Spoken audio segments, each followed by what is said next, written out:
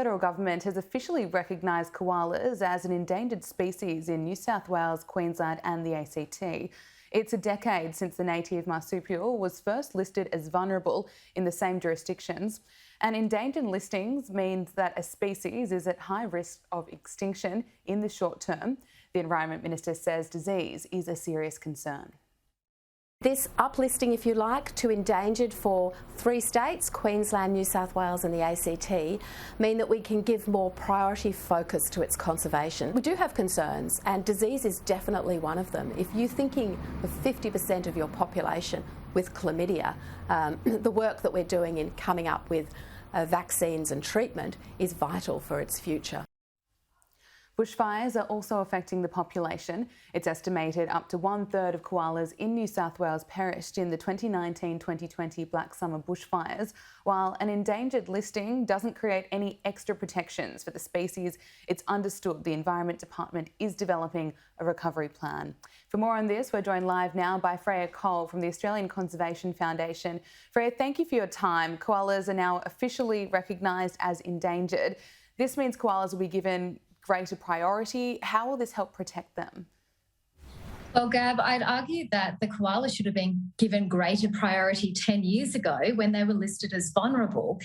The koala is a national treasure, and this government has done very little over the last 10 years to really protect koala habitats across New South Wales and Queensland.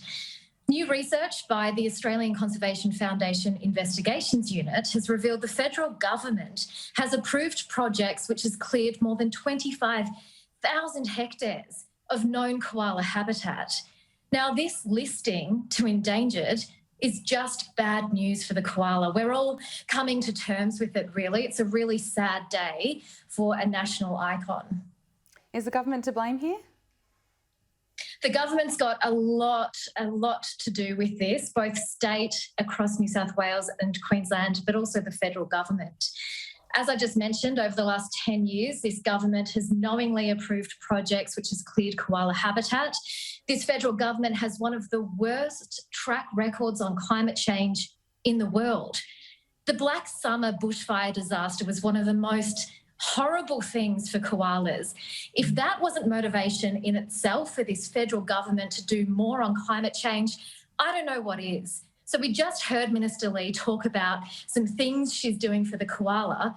My message to Sussan Ley is to stop approving projects which she knows is clearing habitat for our precious koalas. Okay, the Environment Department is developing a recovery plan. What do you think it should involve? Well, we should have had that recovery plan yesterday. This has been ongoing for 10 years. We shouldn't have got to this point in the first place. As part of the recovery plan, we actually need stronger national environment laws. We need an independent regulator to make sure that any projects approved under the National Environment Law are doing the right thing. Currently, even native forest logging is exempt from the National Environment Law. Large-scale agriculture, a blind eye is often turned to that. There is so much in this recovery plan that needs to happen to make sure that our children and our grandchildren grow up seeing koalas in the wild.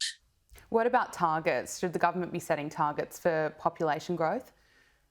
The government should be setting stronger targets on emissions. Right now, our 2030 emissions are so weak. It's an embarrassment.